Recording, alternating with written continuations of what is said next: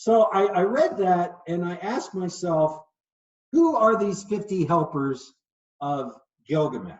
And because they sparkle in the sky, I thought, I wonder if there's stars. And so I just spent a couple months trying to track down who these 50 people were that sparkle in the sky, and I got nowhere. No classicist was writing about them. I couldn't find any astrotheology that related 50 stars in the sky. Unless you read Robert Temple, who argues that aliens came from the star Sirius B, there's no connection whatsoever to the number 50 and to the heavenly sphere that I could find. Okay. And so I thought, well, this is just a dead end. I'm going to move on. And as soon as I reached that conclusion, something strange happened. I started to find these 50 helpers in every mythological tradition in the old world. And they always showed up in the same context. So now we have the Inanna text. Inanna is a Near Eastern deity, Ishtar, Inanna. She descends into the underworld where there are 50 guardians and judges in the underworld. In order to pass through the underworld, she has to pass the 50 guardians. So there's 50 helpers of Gilgamesh that help him through the underworld. With Inanna, those helpers turn into guardians and judges. But the number 50 in the underworld for rebirth, all the motifs are there. And so I said, okay, Gilgamesh and Inanna, they share the same theme. We would expect that because that's the same area, the same mythology, the same religion.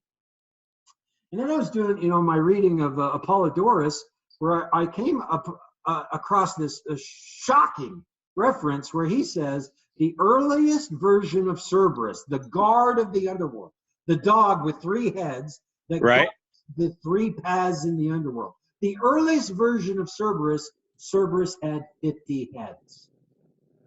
Now, suddenly, I stopped. This is a different tradition, and it's being handed down from the Near Eastern tradition. The Greeks get their guardian of the underworld by the Babylonians and the Akkadians and the Sumerians. So Cerberus now has 50 heads, as 50 guardians in the underworld.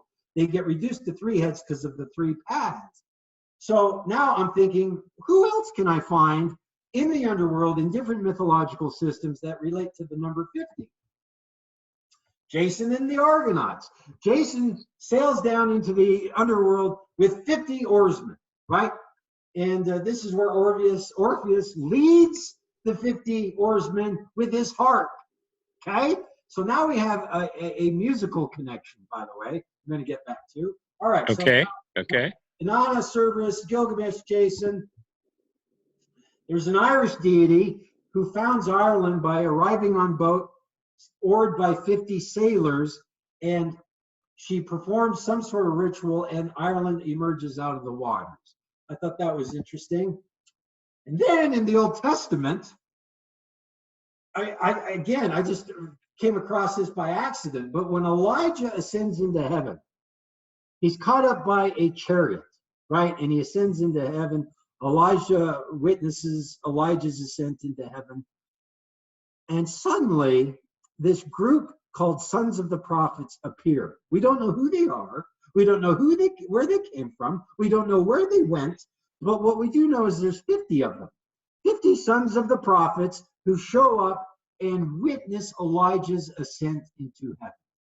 So there is an Israelite biblical connection. Wow. So I found all of these and I'm like, okay, I'm on to something now. In each case, the 50 are guardians or helpers or witnesses, and all the contexts are the same. They're helping the person through the next world, through the heavenly world, either the underworld or in the biblical case, not through the underworld, through Elijah's ascent into heaven. But technically, when you understand that the purpose of the underworld descent is to ascend into heaven, then you realize these are all connected, okay? So then I had the question, who in the hell are these 50 people, right? They sparkle in the sky. I can't find any astronomical, astrotheological connections. And and to be honest, I was stumped. I was stumped for months. I could not figure this out. until I was reading my Sophocles. Do you ever read your Sophocles? Not this week. I was reading my not this week. I was reading Sophocles and Euripides, some of the early Greek playwrights. And this is where the revelation happened. I was reading some plays, and by the way, in Euripides' Bacchae, it's a play, early Greek play. Dionysus appears, and he's the god of rebirth in this play, and he teaches his initiates the holy dance of God to make them reborn into the next world. The holy dance is part of the Bacchic mysteries, and that is the dance which helps the initiate ascend into the next world. Okay, so that is an Orphic Bacchic Dionysian tradition. It's in early Greek tradition, and it turns out in the Dionysian Chorus, there was a group of priests or priestesses who actually would initiate a person into the next world. And just guess how many people were in that chorus? Let's see. Could it be 50? 50. So this is what got me going. The earliest Greek plays, let's see, I can't remember if I put the graphic. I didn't.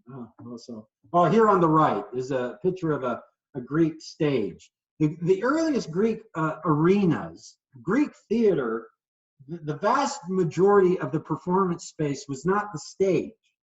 Actually, the actor would stand on this little pedestal or sometimes a little stage, and they would say their lines. The vast performance space was the orchestra. It was where the chorus formed a circle around the altar, and they spoke their lines using song and dance. They would dance around the altar, chanting their lines. So when you read these ancient Greek plays, all the lines told by the chorus are actually sung and danced around an altar. Okay? Well, that's very strange. I mean, it's so bizarre, nobody knows what to do with it. Well, guess what? The earliest Greek dramatic choruses were 50 in number. Okay? And so that was my jackpot. That's when I realized, oh my God, the 50 helpers of Gilgamesh, the 50 judges of Inanna, the 50 witnesses of Elijah, the sons of the prophets, the 50 heads of Cerberus are actually a group of priests or priestesses performing an initiatory dance that help the deceased ascend into the heavens. Okay? Why 50? Why 50? Why so many? Why? But so the earliest, and I spent 6 months. I spent 6 months at the library trying to find out who had written about the Greek chorus, because I wanted who had written about the origin of the Greek chorus, 50 chorus. No one has written about it, right? No one knows, I guess. I read theater history and art history, and I read some classicists. No one addressed it. And no one, as far as I know, has linked it to all these 50 people who helped these mythological heroes ascend into the next world. Hey, John. Yeah. Acts chapter 2, verse 1. And when the day of Pentecost, which means 50, right, had fully come, only then were the heavens opened, so that the Holy Spirit descended upon them with tongues of fire. Yes. Yeah. Uh-huh. Hey, I want to reach through the screen and hug you. That's a great connection. That really is. I mean, wow. John. I'll hug you too, Derek. What do you? That's right. Yeah. Hug this bag. I'm blown away right about now. Okay. Derek, what do you think about that? Honestly, this is Hey, I'm telling you something no one else has parsed out. Okay. So this is brand new stuff that yours truly has put together. So yeah.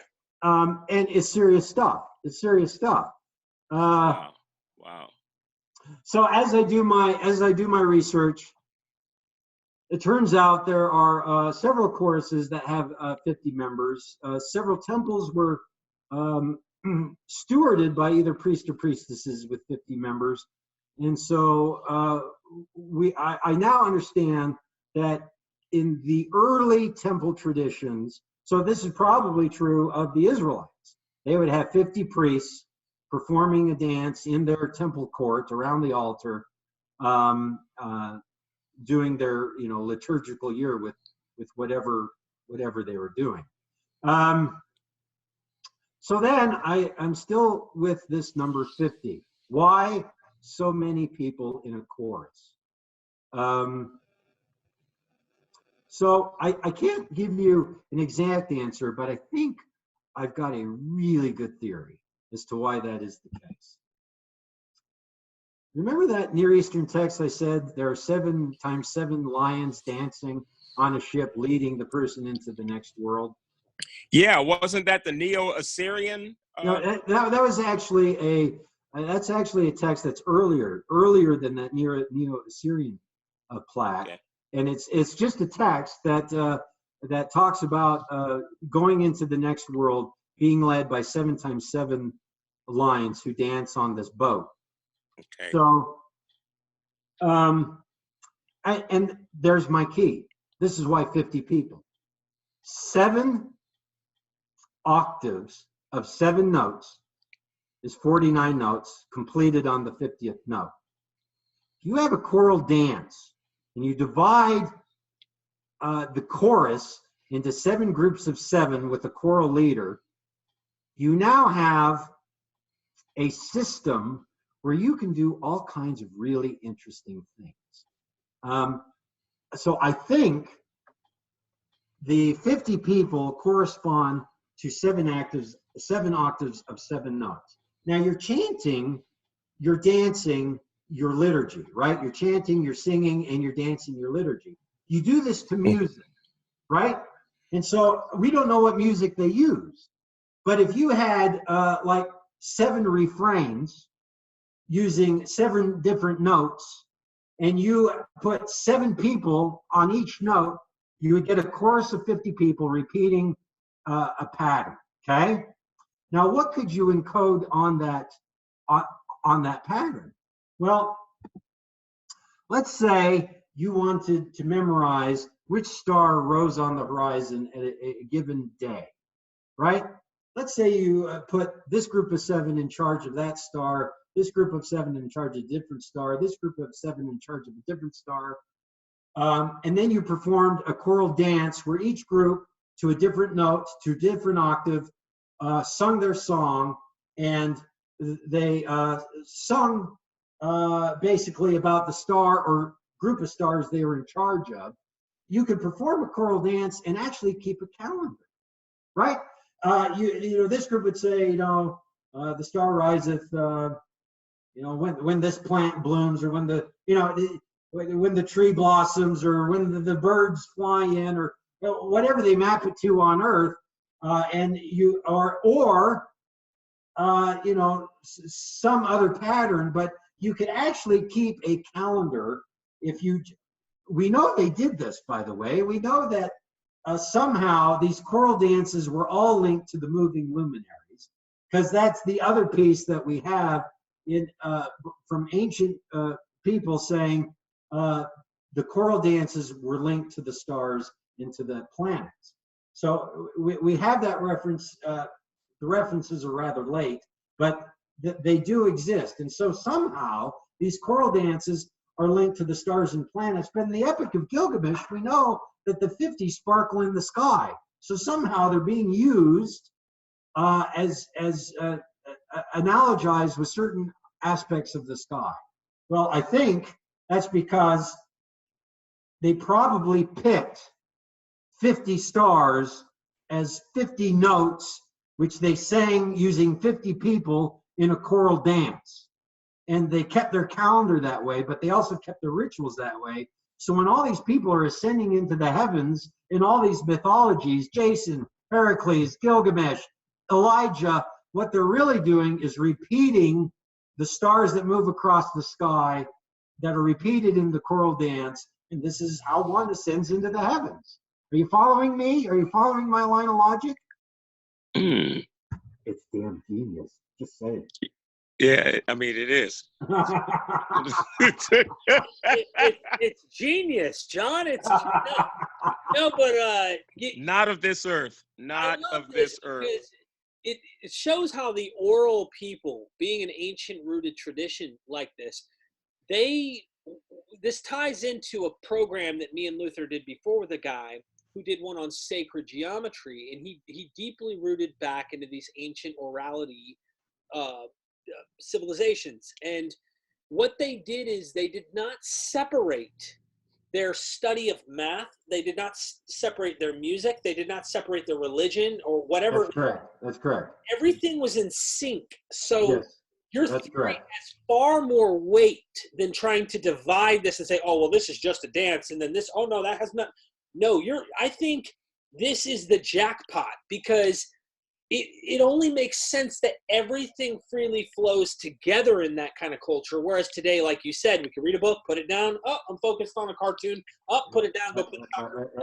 No, you don't divide things in those times. It was all one. In the 50 days probably had 50 people, 50 songs, or 50 tunes, whatever it may be, whether it's certain, tone to the instrument, or if they played 50 songs or whatever. I'm sure it all plays together, and I love this. This is beautiful. No, you're right. Remember, in oral cultures, the sky is the printing press. It's all astrotheology, because that's how the oral brain structures it. This kind of complexity, though, I mean, it is a complexity. A chorus of 50 people that is probably 7 groups of representing 7 octaves, all doing a chant and a dance in rhythm with the music, but it's all cosmological. And we know it is because all the hints are there. It's associated with the other world, underworld, the eternal world. They sparkle in the sky. They're with the ascent into the heaven. All this is somehow connected to the sky. Don't know how, but there's the whole 50 May of Near Eastern tradition, which I won't get into, but my hypothesis is they actually did use 50 stars in the sky that was associated with songs and dances. They kept their calendar with it, they kept their theology with it, they kept their culture with it, and they would sing and dance. But this belays a complexity of civilization that emerges with the city-states. Now, what were they doing before the city-states? I don't know. But I do know that the best explanation I have found is the one I came up with. And that is the 50 Helpers of Gilgamesh, the 50 Sailors of Jason, the 50 Guardians of Inanna, the 50 Sons of the Prophets were a chorus of priests or priestesses performing a choral dance, reenacting the cosmology of the cult. And so that's why they're always shown in the same context of the person ascending into heaven, because in order to perform the choral dance, you're repeating the cycles of the heavens. Anyway. One more thing, John, real quick, if you don't mind. This dance, I love how you're bringing this to dancing, and this is extremely important, but this is an initiatory thing. This is not just, you had to become an insider to be aware. In order to understand or know these things, would you agree that they were probably unique to each culture? So, for example, if Israel practiced this same thing, they gave it their own Israelite spin from their own cultural aspect? Yes. Yeah, but look, there would be a lot of similarities, but there would be a lot of differences. But one thing is certain. They all danced. They all sung. That's how oral peoples do it. There was no text, right? The text comes late. The Torah is written 5th century BCE, 4th century BCE, but textual religion, it comes centuries after that, right? And the Christianity with which we're familiar is a product of the printing press of the Protestant Reformation, which has been totally de-ritualized, totally de-cosmologized, so that we can't even wrap our brains around this. But this is what I'm showing you here is the pattern and template of religion for tens of thousands of years.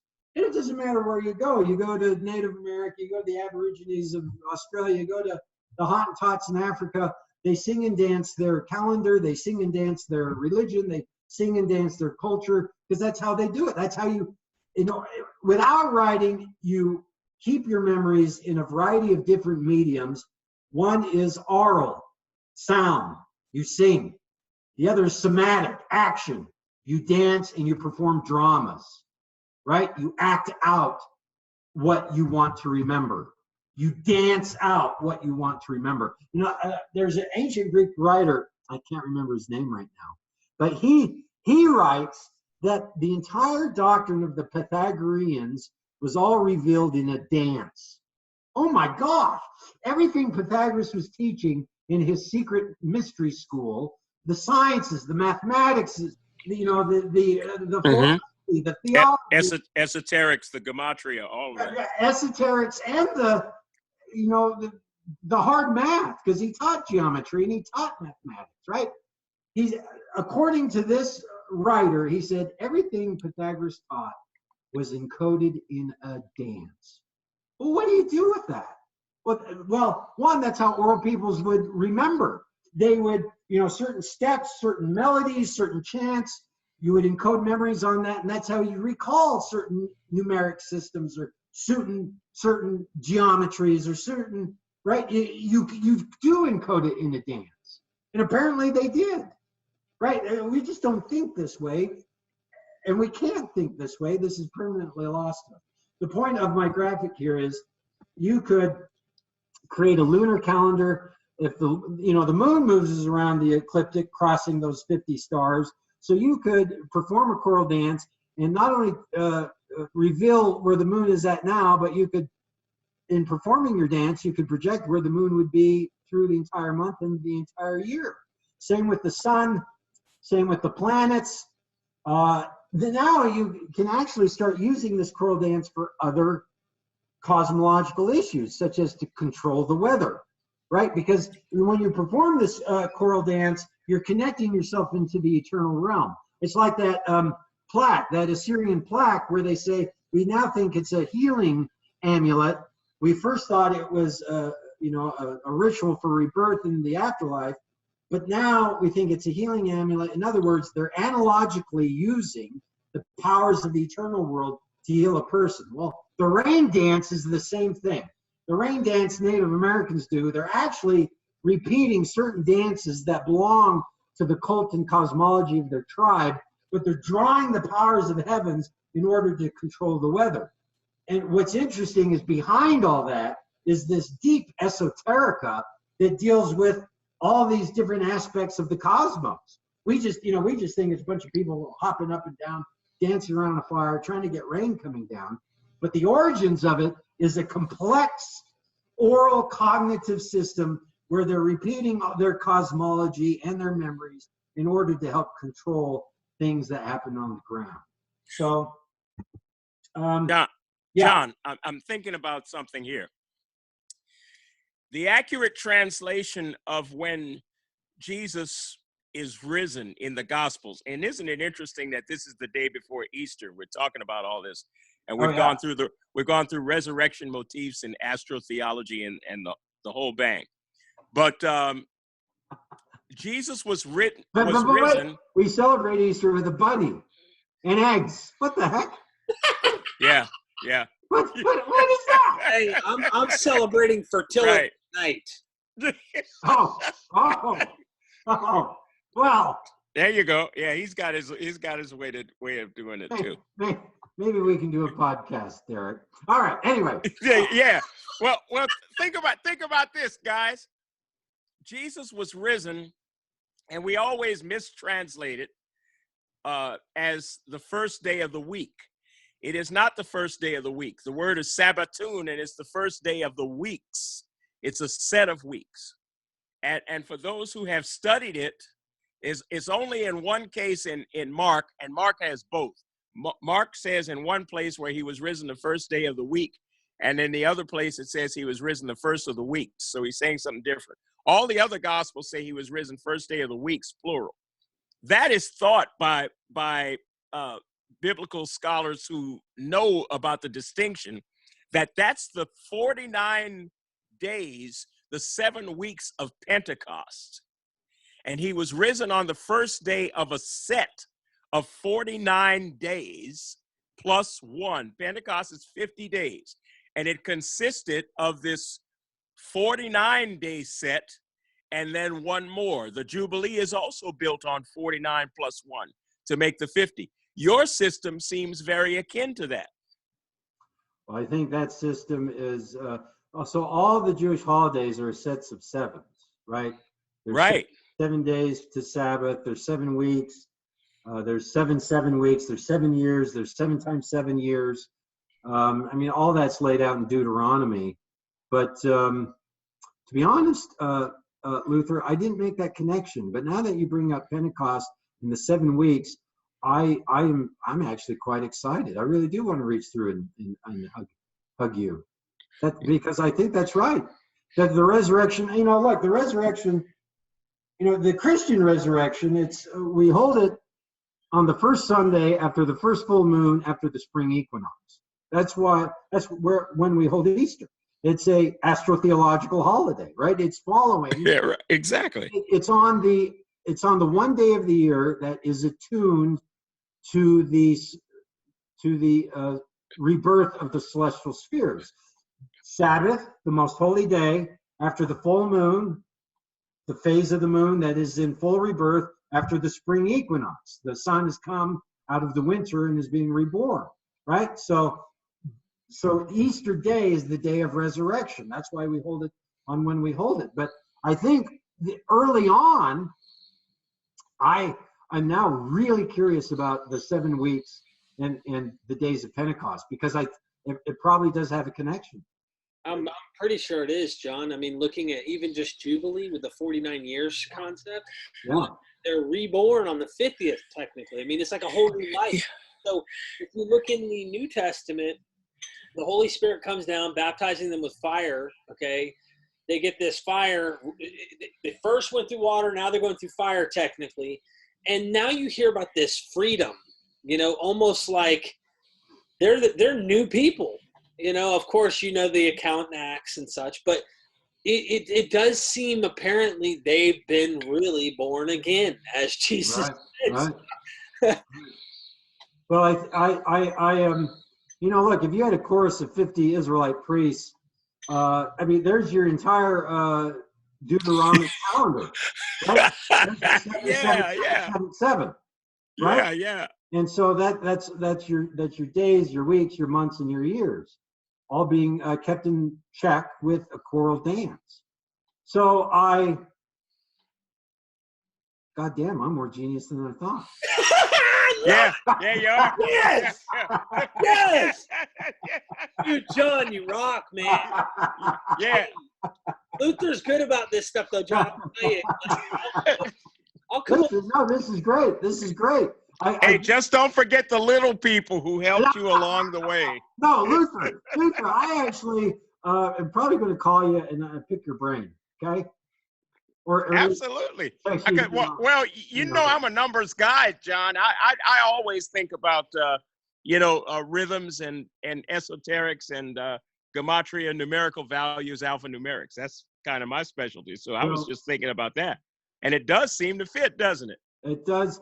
I'd have to look at it some more, but what I'm doing, guys, is I started with the mystery. Where did the 50 Helpers of Gilgamesh come from? That led to, where did the 50 choral dancers of early Greek drama come from? And I put all these tendrils together to realize, actually, there is a system here. It's a system being used in different cultures of choral dancers repeating the heavenly motions and using that initiatory dance to do all these things, to keep a calendar, to initiate people into the afterlife, to follow the planets, to control the weather, to control the culture. And this last symbol is initiation into the afterlife, where in all these traditions, all the way up, I would argue, until the book of Revelation, right? First century Christianity, in order to be saved, you probably had to perform, in most of the Christian sects, some liturgy that involved the dance, where the person ascended into the heavens. So this is all gone, and we don't even, think about it anymore. But, I've kind of done this large arc of history, starting with an apocryphal text in the Book of Revelation, going back to 2000 BCE, and the pyramid texts were even further back than that, and showing that in all these different traditions we have and quite frankly, we find it in Native American traditions. There's there's a great Navajo tradition where the two came to the Father. That Navajo warriors, I think it's Navajo. I don't want to misspeak, but I think it's Navajo. But before they would go into battle, they would perform this ritual, which included, singing and dancing. We think this is the war dance, right? The war dance, right? They're hopping around the fire. This is what white people do to this stuff. But they're performing a myth. And in the myth of where the two came to the Father, the two hero twins journey through the celestial world to the house of the sun, where the house of eternity is, where the ancestors go. And I just think, what an interesting ritual to perform right before you go to battle. You're performing the ritual that reenacts the journey into the next world. Meaning, if you die in that military action, you're ready to meet the ancestors. You just perform the ritual, which will lead you there, right? So that's part of the war dance. And of course, the whole point of the war dance is to get the other guy to go into the underworld. but okay, so with the Qumran texts, the war rule scroll and the songs of Sabbath sacrifice go together, don't they? Yes. Yes. The songs of Sabbath sacrifice is what we're looking at here. Mm-hmm. And so it's the priests entering into the celestial temple while keeping their calendar, might I add. And exactly. But also, this is central to their ethos, their theology, their temple cult. And That's right. Of course, the Essenes don't have a temple, but they do have a choral dance revealed in that scroll. So there's their temple liturgy. And of course, again, there's no homogeneous Judaism. There's different sects of Judaism. There's different texts in Judaism. There's different rituals in Judaism. Pretty soon Jews can't stand each other, right? That some Jews hate the Samaritans, and on it goes. And right. This is true of every culture. This is true of every religion or non-religion. This is human nature. But the bottom line is, I am showing you. Okay, that's my last slide for that. I am showing you the template of how these astrotheological systems work. One, they are based in the sky, and two, they are based on a ritual where a chorus of priests or priestesses or initiates performed what was happening in the sky. Okay? And we probably have this existing all the way into early Christianity. So this too is part of astrotheology, the cosmic dance. Hot damn. Let's go. That's right. That's it. You can't top that. What do you think, Derek? Bro, what I think isn't really contributing much, so I'm just listening. You contributed a lot tonight, Derek. Get out of here. Stayed in that bag behind you the whole night. Yeah. That's right. I'm sucking all my brain juice out, man. I'm having a hard time. And I have no idea how long I've taken. I just want to do a couple. I don't know. I'm done. Do you have any questions?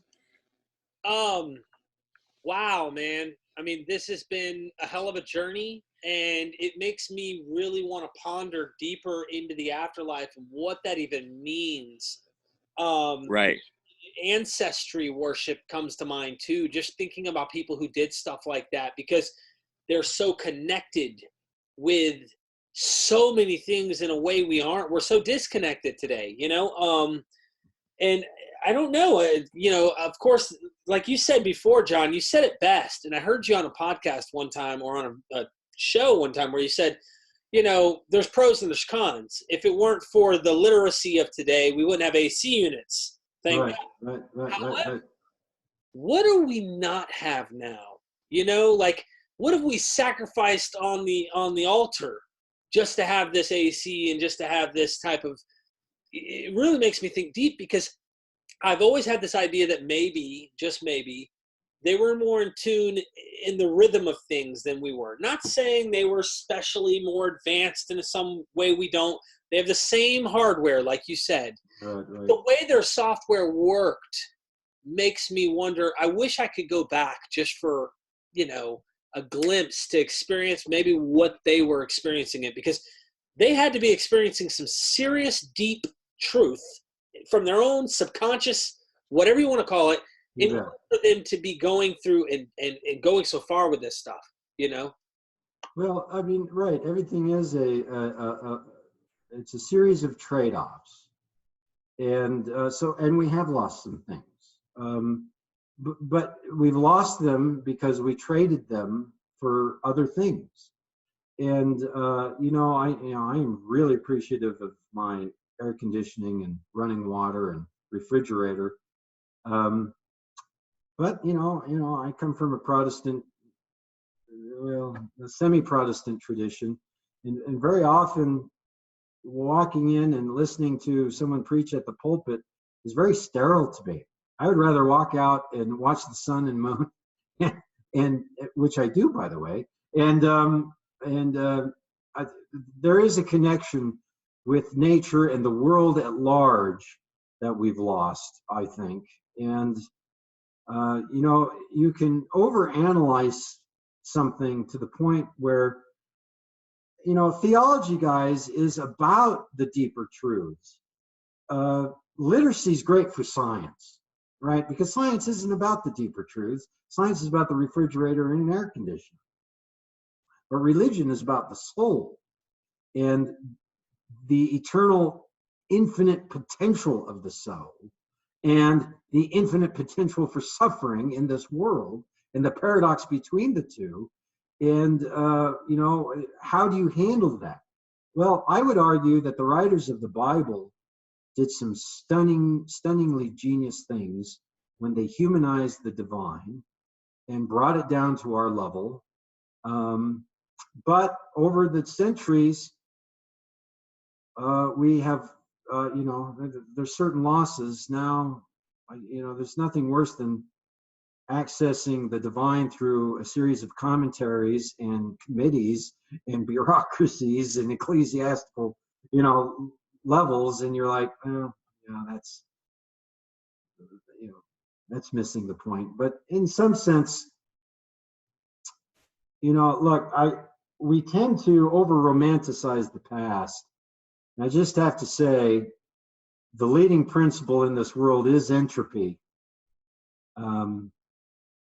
There are certain advantages to this kind of thinking. You are connected to nature. You're very because you live in it. But this kind of thinking also led to human sacrifice. This kind of thinking also led to ritualized warfare.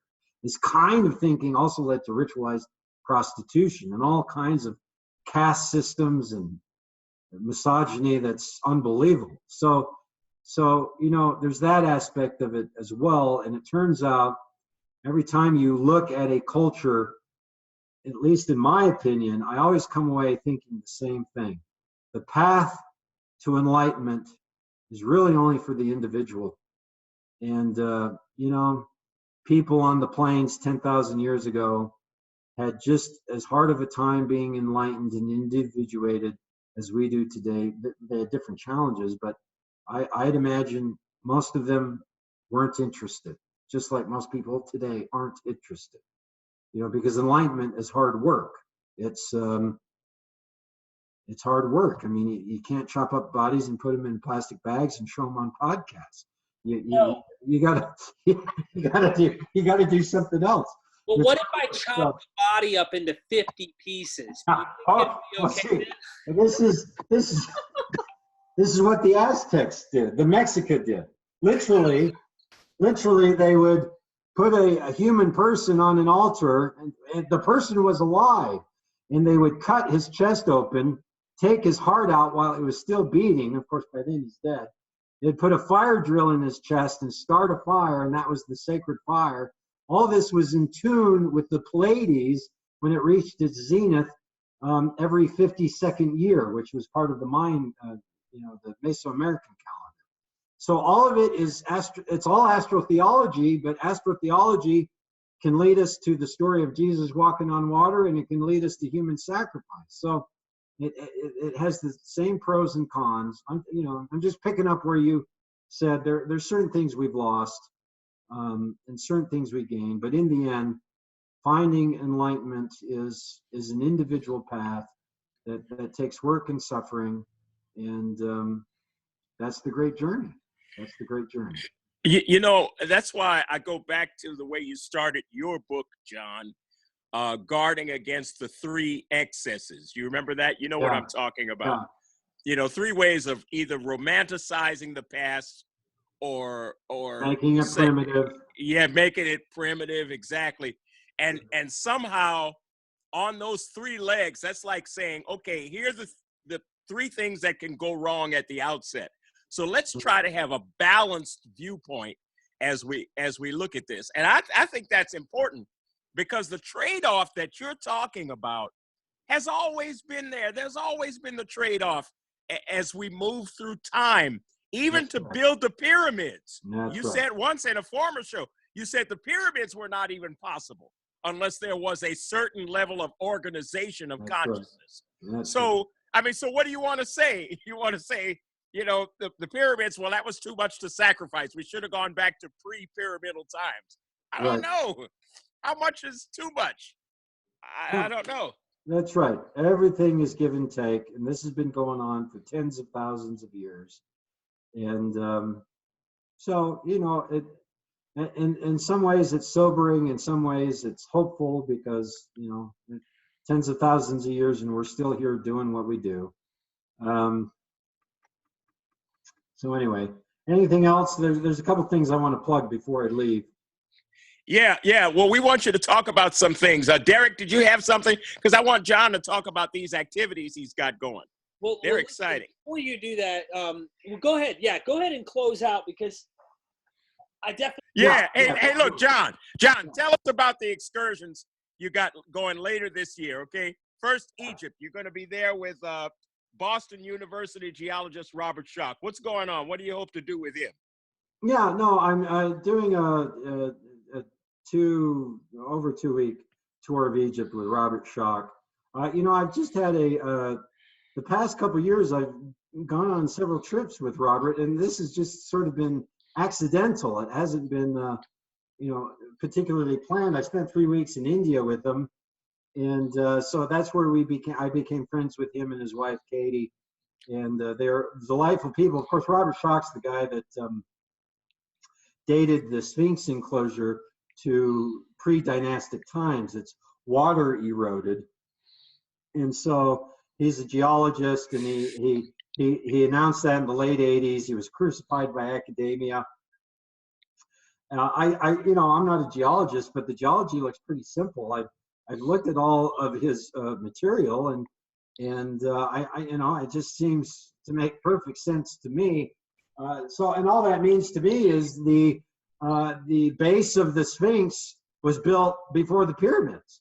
It doesn't mean that whatever was there was recarved later. The Khafre or Khufu could have recarved whatever was there. I have no pony in this fight. I'm not really into aliens, guys, or I'm not into a lot of the alternative histories that the conspirators. I am an academic, but the bottom line is civilization goes back well before we have counted on it, and in human complexity. It is maddening that most of our history books are still filled with this Darwinian mystique of everyone before the city-state was a hunter-gatherer primitive that was clubbing their neighbor and dragging them to their cave. It's just maddening that that's how we think of history. It's junk. It's garbage. And so, true. So anyway, that's his theory. He's actually trying to raise money, and I'll just give a plug for Robert. He's got a oh, what do you call it when you try to raise money? Kickstarter. He's got a Kickstarter. Just type in Robert Schoch, SCHOCH, on the internet, and he's trying to raise $50,000 to do a documentary on his research, and I think it's worthy to do. I support him, so I will be traveling with him in Egypt. That tour is closed, unfortunately. So if you're interested in going to Egypt, one, he'll be doing future tours to Egypt, and I'm sure I will be too. So if any of your listeners are interested in that, then keep in touch, because I'll be returning. He'll be returning. Cool, cool. And then you've got your more traditional tour, John, to Chaco Canyon in northwestern New Mexico, and that's also this summer, I think. Yeah, that actually, I do want to talk about that. I'm doing archaeoastronomy of Fremont petroglyphs. I've got a 35-minute video. If you just type in on YouTube my name, or the Archaeoastronomy Project at Fremont Indian State Park, or Archaeoastronomy Fremont, that's the name of the tribe, my 35-minute video will come up and you can watch it. I've actually discovered something down there that no one else has discovered. So that's kind of exciting when you look at something and realize no one has known this for 1,000 years. So I'm doing from June 10th to June 13th a little tour through Chaco Canyon. Chaco Canyon, northwestern New Mexico, is the largest archaeological site in North America. Has these huge ruins, kivas of 1,000 rooms. Many of them are astronomically aligned. I'll be doing a day tour. There'll be day tours by park guides, night tours. I'll be doing a night lecture showing people how the sky works. And the cost of the tour is super cheap. It's under $400. Of course, you have to get yourself there. But I'm just charging for camp fees and food. That's it. And you get some experts in the field of archaeoastronomy and of ancient Native American mythology, and you get to spend 4 days in some of the most beautiful, if not gaunt, landscape that you'll encounter. But it'll be fun. Well, it is beautiful. I've seen the video, and you do most of the photography. Now, Stephen, is that your son, John? No, that's my brother. Oh, okay, that's your brother. Yeah, and he's credited with doing some of the drone photography. Yeah. So I guess you've been using drones for a while in order to get the aerial shots, but it's beautiful, guys. If you want to know more about it, you want to kind of get your feet wet to know what John is doing, check out the video. It's on YouTube, Archaeoastronomy Fremont. So he's got that. And then, John, next year, you've got a tour through the ancient sites of Britain, including Stonehenge, we understand. Yeah, I want to plug that. That actually is an open tour. We've just developed this with Sacred Sites Journeys, Andrea, who runs that. And I, with Dr. Vandervelde and Andrea, are going to take, it's actually 2 tours. 1 week is through the ancient sites of Britain, and a second optional week extension is through Wales. But now look, the sites we're visiting through Britain are actually amazing. If you've never been, or if you've been before, I promise you'll see them in ways you've never seen them before, because, well, I'm going to be there and I'm going to be explaining some things that I'm sure no one else has told you about the history of Britain and certain Arthurian traditions and how they link to astrotheology. We'll be visiting Salisbury, Whitehorse, Avebury. We're getting a private entrance into Stonehenge at sunrise. So it'll just be a group there. So that's very special. And then we're going to several ancient sites. We'll be at Glastonbury as well. Several Arthurian sites related to the later Arthurian tradition. But, you know, the Holy Grail, guys, is actually linked to the alchemical tradition of Egypt, right? The Grail is the crater in the alchemical tradition. And so that's one way to analyze the Holy Grail. Another way is in folk etymology, the word grail meant ritual, initiation. And so the earliest interpretation of the Grail amongst the country folk was that it was a secret ritual. Wow. So, wait, I'm not done. Also, what you got? What do you got? No, wait, this is exciting. Also, Okay. amongst the country folk, Stonehenge was known as Choir Gall, the place of the ring dance. The idea What? Yeah. The idea being is that the Druids performed some sort of ring choral dance around the stones of Stonehenge as part of their ritual system. Oh yeah, hello. Fantastic. So look, that's May 31st through June 7th is the first leg of that tour. And if you're interested, look, that's going to be fairly inexpensive as well. I mean, these tours are, you know, I don't make any money on them, guys. This is just getting people out to the sites, sharing my love of the sites, and so we try to make them as inexpensive as possible, but also have a good time. Andrea at Sacred Sites Journey does a great job with the hotels. Everything, it's generally incredibly well done. The sites we see will be wonderful.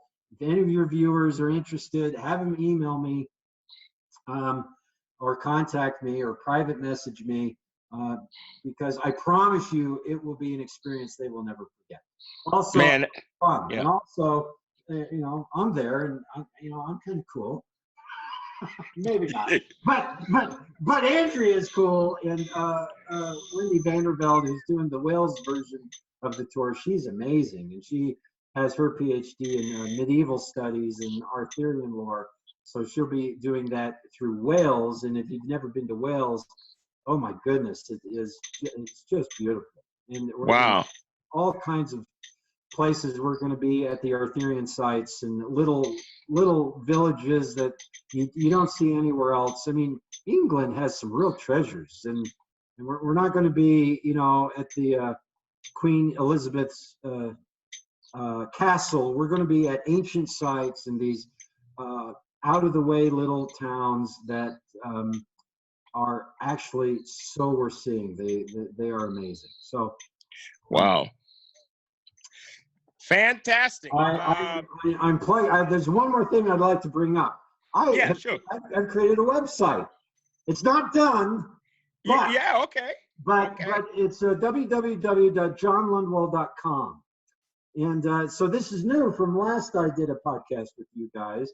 So you can type my name in, and boom, there's going to be all my information. I've got the nice. I've got the platform up, but I still have to add a ton of content to it. But I'm quite excited about that. And over the next several months, I'll be adding all the content, including links to this podcast. So, man, that is great. Very exciting news. You're going to have a good 2019 and 2020. So if you're interested right now, until that website is ready, you can reach Dr. John Knight Lundwall on Facebook, and he's active in all our groups. He's not hard to find. Just get a message to him if you want to go on those trips. Well, Derek, are you there? Absolutely, man. Absolutely. Heck of a show, guys. Definitely get up with John. Dr. Lundwall, that was a heck of a show. I look forward to us doing this again. All we did was close out on Orion and the Walking of the Water. Imagine how much more we have. We have too many mysteries. Yeah, we've got a lot more to deal with you, sir. You are fun. I really appreciate you coming on the show, and thank you guys. Like Luther said at the beginning, if you like this show and you want to help support us, check us out on the Patreon, the PayPal. Hey guys, don't be stingy, man. It helps us keep this thing going. Like I said, a lot of people have enjoyed this, and hopefully we can continue with this radio program and all the work that's being put in by the scholars, and you, Luther. You put so much effort into preparing for these programs. It's just as important, I'm telling you. If not, it would be boring and it wouldn't be as fun. And if it weren't for my plastic bag, thank you, plastic bag. Thank you, Derek. Star of the whole show, Yeah, it was. That's right. But thank you. Derek, if you ever have me back, I'm going to put a plastic bag behind me in the next podcast with like an arm. Yeah. So I had a great time with the plastic bag tonight. Oh. Yeah, I think a running gag is born here. Thank you guys so much. We love you, John. Love you too, guys. Great time with you. Yeah, thank you so much. I'll see you next time, guys. MythVision. Happy Easter.